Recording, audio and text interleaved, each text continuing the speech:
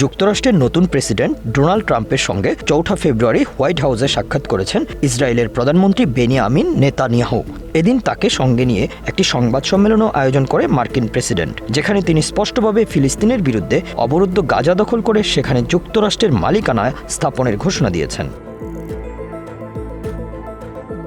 একই সঙ্গে ট্রাম্প এও ইঙ্গিত দিয়েছেন যে এ ব্যাপারে কোনো বিরোধিতা করবে না সৌদি আরব। তার ভাষ্য, স্বাধীন ফিলিস্তিন রাষ্ট্রের ব্যাপারে কোনো দাবি নেই সৌদি আরবের।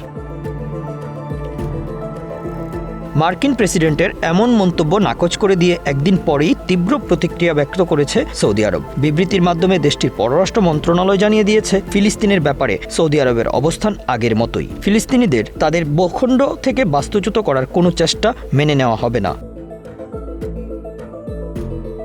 সৌদি পররাষ্ট্র মন্ত্রণালয়ের বিবৃতিতে বলা হয়েছে, যুবরাজ মুহাম্মদ বিন সালমান ফিলিস্তিন এবং ইসরায়েল বিষয়ে সুস্পষ্টভাবে সৌদি আরবের অবস্থান জানিয়ে দিয়েছেন। এ নিয়ে কোনো পরিস্থিতিতেই ব্যাখ্যার কোনো দরকার নেই। স্বাধীন ফিলিস্তিন রাষ্ট্র প্রতিষ্ঠিত না হওয়া পর্যন্ত ইসরায়েলের সঙ্গে সম্পর্ক গড়বে না সৌদি আরব। এর আগে ৪ ফেব্রুয়ারি সফররত ইসরায়েলের প্রধানমন্ত্রী বেনিয়ামিন নেতানিয়াহুর সঙ্গে যৌথ সংবাদ সম্মেলনে ট্রাম্প বলেন, ফিলিস্তিনিরা অন্য জায়গায় পুনর্বাসিত হওয়ার পর যুক্তরাষ্ট্র যুদ্ধবিধ্বস্ত গাজা উপত্যকার নিয়ন্ত্রণ নেবে এবং সেখানকার অর্থনৈতিক উন্নয়ন করবে।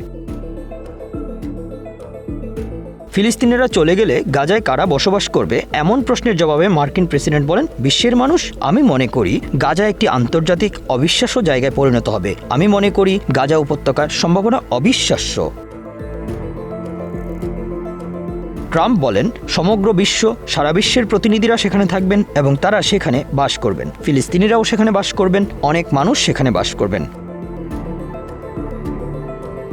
ডোনাল্ড ট্রাম্প আরও বলেন, গাজা উপত্যকা river of the middle east হয়ে উঠবে। আমাদের কাছে এমন কিছু করার সুযোগ রয়েছে যা অসাধারণ হতে পারে। সংবাদ সম্মেলনে নেতানিয়াহু বলেন, সৌদি আরবের সঙ্গে মিলে ইসরায়েলের সর্বোচ্চটা দিয়ে চেষ্টা করবে এবং সফল হবে।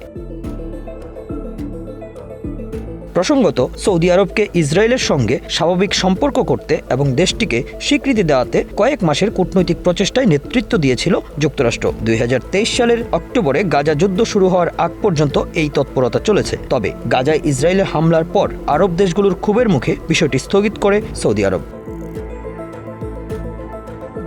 Bangla affairs news desk.